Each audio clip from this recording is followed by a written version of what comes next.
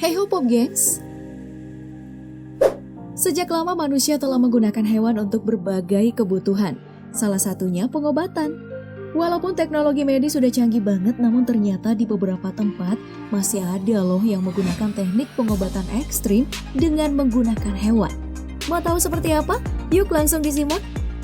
Tapi sebelum lanjut, jangan lupa klik subscribe dan aktifkan lonceng notifikasimu ya, agar bersama kita terus berbagi info menarik dari Dokter Populer.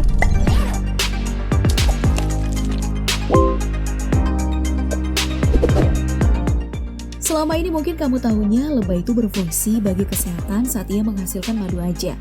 Faktanya, sengatan lebah meski rasanya sakit, tapi ternyata bisa dijadikan obat loh. Terapi yang memanfaatkan racun dari sengatan lebah ini dipercaya dapat mengobati berbagai penyakit. Terapi ini telah dikenal sejak masa Yunani kuno, lalu menyebar di sejumlah tempat di Asia, Amerika, dan Eropa Timur sebagai pengobatan alternatif. Caranya bisa dengan dua metode. Pertama, dengan menempelkan langsung sengatan lebah ke kulit manusia, atau dengan menyuntikkan ekstrak racun lebah ke bagian tubuh yang akan diobati. Nah, kabarnya racun lebah mengandung zat kimia yang memiliki efek anti peradangan. Terapi ini umumnya digunakan untuk mengobati penyakit-penyakit yang berkaitan dengan masalah persendian. Selain itu juga dimanfaatkan untuk mengobati alergi, penyakit saraf seperti penyakit Parkinson dan multiple sclerosis, bahkan nyeri punggung kronis.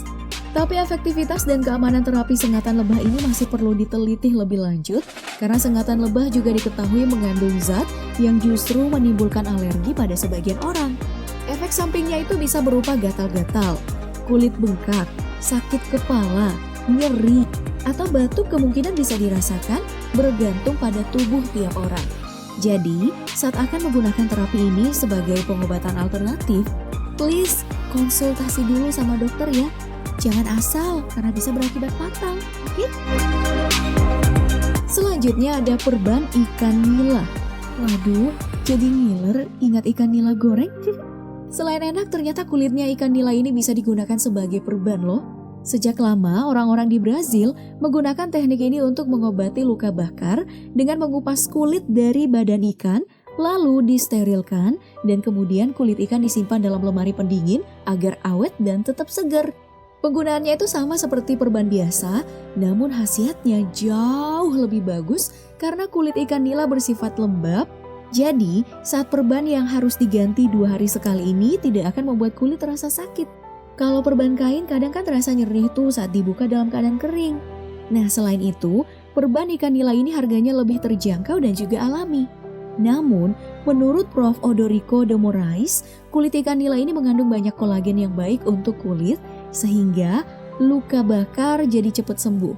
Pengobatan ini telah terbukti secara ilmiah mampu mengobati kulit manusia dan hewan yang mengalami luka bakar. Namun, Administrasi Makanan dan Obat Amerika Serikat melarang penggunaan perban ikan nila untuk manusia. Kalau hewan boleh.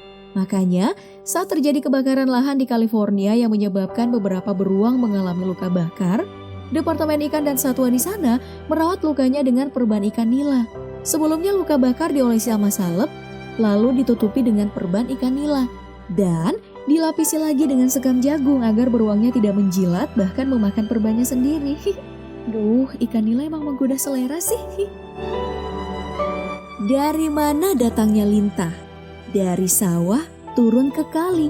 Dari mana datangnya cinta? Dari mata turun ke hati. Nah, hewan selanjutnya yang dipakai terapi ekstrim adalah lintah. Terapi lintah telah dikenal sejak lama, bahkan sebelum masa kedokteran modern. Caranya yaitu dengan membiarkan lintah ini menghisap darah dari dalam tubuh. Saat menghisap darah, secara langsung lintah ini mengeluarkan air liur yang mengandung lebih dari 100 jenis protein. Walaupun dari 100 jenis itu, baru beberapa yang teruji dapat menyembuhkan.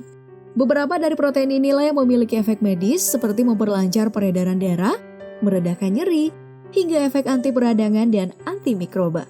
Makanya terapi ini bisa dimanfaatkan untuk mencegah penyakit kardiovaskular, menghindari komplikasi pada penderita diabetes, membantu mencegah proses penuaan, dan meredakan nyeri pada penderita osteoartritis. Lalu mengobati alopecia atau kebotakan, mengobati penyakit mata, telinga, dan juga gusi. Banyak banget kan? Tapi lintah yang digunain itu ya Pop Gengs bukan sembarang lintah, melainkan lintah jenis Hirudo yang memang khusus untuk pengobatan. Lintah Hirudo ini disimpan dalam air bersih yang sudah diberikan klorin dan berada dalam suhu 5 hingga 27 derajat Celcius. Selain itu, lintah juga harus terlindungi dari paparan langsung sinar matahari. Jadi, kamu jangan ngebayangin kalau kamu udah turun ke sawah, dihisap lintah, dan jadi sembuh. Gak gitu Pop Gengs. Dan perlu kamu ingat bahwa meski beberapa manfaat terapi ini udah terbukti secara klinis, namun gak semua orang cocok dengan lintah. Bahkan, ada yang mendapat efek samping parah. Jadi ya, lagi-lagi, tetap harus konsultasi sama dokter dulu ya. Nah, kalau yang ini paling ekstrim nih menurut aku. Teknik pengobatan menggunakan belatung. Bayanginnya aja udah bikin geli dan jijik sendiri. Tapi siapa sangka kalau belatung ini telah digunakan sejak zaman kuno sebagai pengobatan luka. Ada laporan dari penggunaan belatung untuk penyembuhan luka oleh suku Maya dan suku Aborigin. Sejarah juga mencatat, terapi belatung ini banyak digunakan untuk mengobati luka pada saat Perang Dunia Pertama oleh Dr. William S. Baird. Dan kini, di beberapa negara seperti Amerika Serikat, Inggris, Uni Eropa, Kanada, dan Jepang mengizinkan dokternya meresepkan terapi belatung. Mesti diingat bahwa belatung yang digunakan bukan juga sembarangan belatung ya, melainkan yang memang dibudidayakan khusus untuk pengobatan. Dan lagi-lagi gak semua jenis luka cocok menggunakan terapi belatung pada proses penyembuhannya. Ada beberapa syarat jenis luka dan kondisi pasien yang harus diperiksa lebih dahulu. Nah, cara kerja belatung ini dengan memakan sel-sel kulit yang udah rusak dan membantu mempercepat proses penyembuhan luka. Karena terbukti, belatung dapat menghambat dan menghancurkan berbagai bakteri patogen. Biasanya digunakan hanya bagi pasien yang lukanya sangat susah untuk sembuh. Misalnya, luka diabetes seperti pasien ini.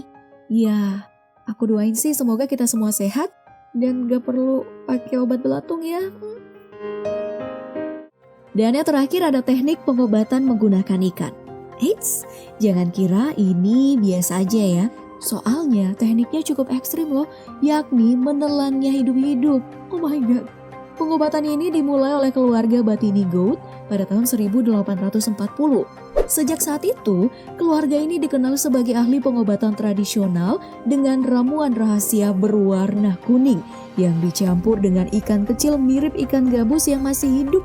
Menelan ikan hidup-hidup dipercaya akan membantu membersihkan kerongkongan pasiennya sebagai salah satu upaya untuk penyembuhan penyakit asma. Nah, karena dianggap masuk akal nih, gak heran kalau banyak penderita asma dari segala penjuru rela datang ke kota Nampali, India untuk mendapatkan pengobatan gratis ini. Jadi pasien cukup datang membawa ikan sendiri, dan para anggota keluarga Batini Goat bersiap mencampurkannya dengan pasta kuning dan langsung memasukkannya ke dalam tenggorokan pasien. Dan meskipun ramai akan pasien, namun pengobatan ini masih mengundang kontroversi sebab keluarga Batini Goat ini masih merahasiakan kandungan pasta kuning tersebut.